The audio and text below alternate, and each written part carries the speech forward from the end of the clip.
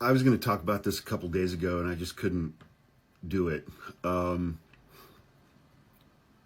Israeli professor at Harvard released a report at the beginning of this week indicating that the death toll of Palestinian civilians inside the Gaza Strip is closer to 400,000 people, half of them children, as opposed to the official death count of 61,000 people.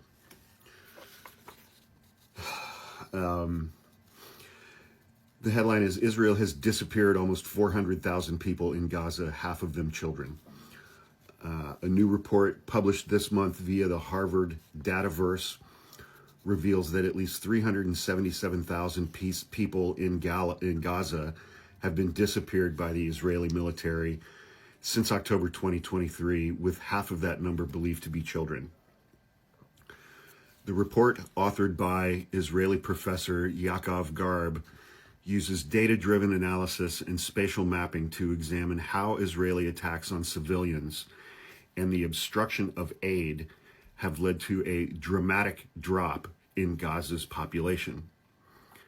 According to Garb's findings, the actual number of people killed may be far higher than the official death toll, which currently stands around 61,000.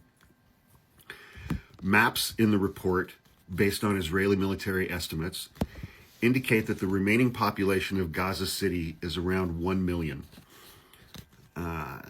and two other areas at 500,000 and 350,000, totaling approximately 1.85 million people. Before the war, Gaza's population was estimated at 2.23 million. This discrepancy points to at least 377,000 people who are now unaccounted for, and again, half of them are children. While some may be displaced or missing, the scale of the gap has led analysts to conclude that a significant number are likely dead, suggesting that the real death toll could be many times higher than the official estimate of 61,000. The Harvard report is not the first indication that the death toll in Gaza could, in fact, be significantly higher than reported. The Lancet Medical Journal released a study in January of this year revealing that the death toll from Israel's genocide in Gaza was most likely undercounted by 41% during the first 9 months of Israel's war. The January study highlighted that around 59.1% of those killed were women and children and elderly people. The year before, in July 2024, The Lancet said Israel's assault on Gaza could lead to up to 598,000 civilians killed. The report also critically assesses the role of the U.S.-backed Gaza Humanitarian Foundation, which is really run by the Israeli military, arguing that its structure appears to have been shaped more by Israeli military strategy than by humanitarian needs. Mr. Garb also condemned in the report the Gaza Humanitarian Foundation for these reasons, and using location data and spatial analysis. Professor Garb found that most of Gaza's population was unable to reach GHF aid compounds. That is by design. The Israeli military and the Israeli government are placing the aid compounds in between where people live and areas where if civilians cross through, they will get shot. And Israel has killed hundreds of Palestinians inside Gaza, civilians who are simply trying to go from where they live to the aid compounds to get aid. That was set up by design on purpose, because when they cross over these no cross zones, they get shot and killed by Israeli military. These sites were largely inaccessible, cut off from southern areas of Gaza by the Israeli-controlled Netzarim corridor. Their location inside declared buffer zones meant that civilians seeking aid had to enter areas formerly barred to them by the Israeli army.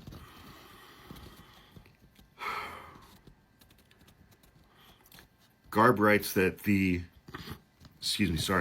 according to the report, poor infrastructure, lack of motorized transport, and a near total absence of safe passage routes has made access to aid compounds even more difficult. Garb writes that the design and operation of the aid compounds, quote, seems likely to be an engine for continuous friction and mishap, close quote, noting that the allocation model providing rations for exactly 5.5 people for 3.5 days effectively forced civilians to make repeated dangerous crossings into these forbidden militarized zones.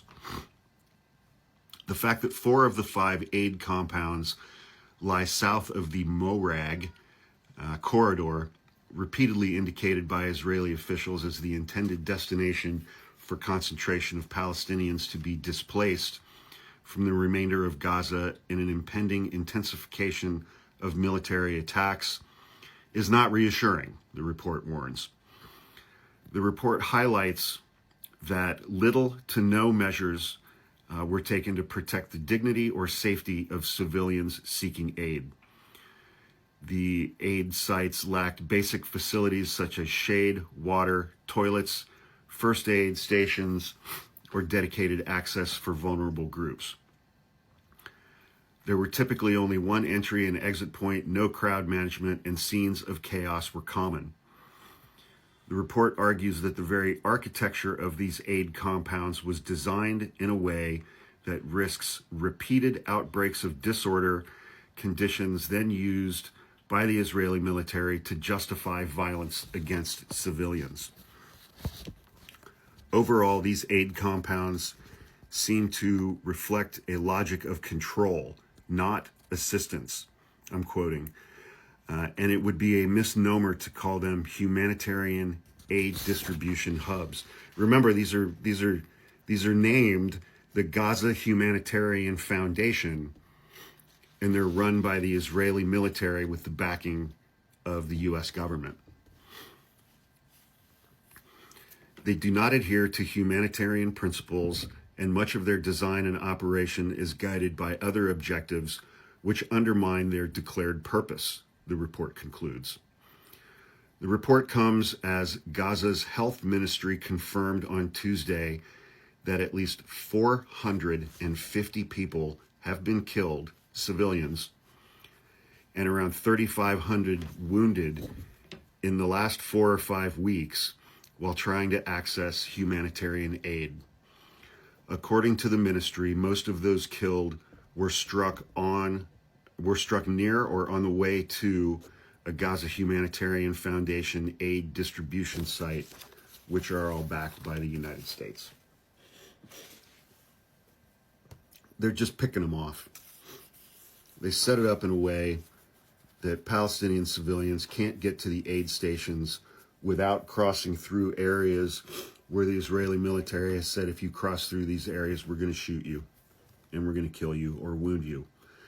There are no more fully functioning hospitals inside the Gaza Strip. So if you get shot in the leg or the arm or the gut and you don't die immediately, you have essentially no access to medical care.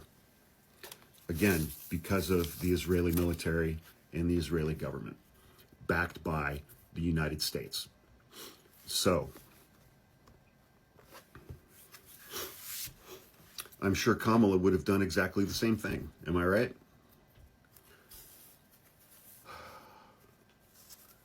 I talk about a lot of stuff on this channel, and when I talk about stuff like this, it just makes me fucking angry. Because it just dovetails so succinctly and so perfectly with the abject stupidity and selfishness of the average American voter, left and right. So, yeah.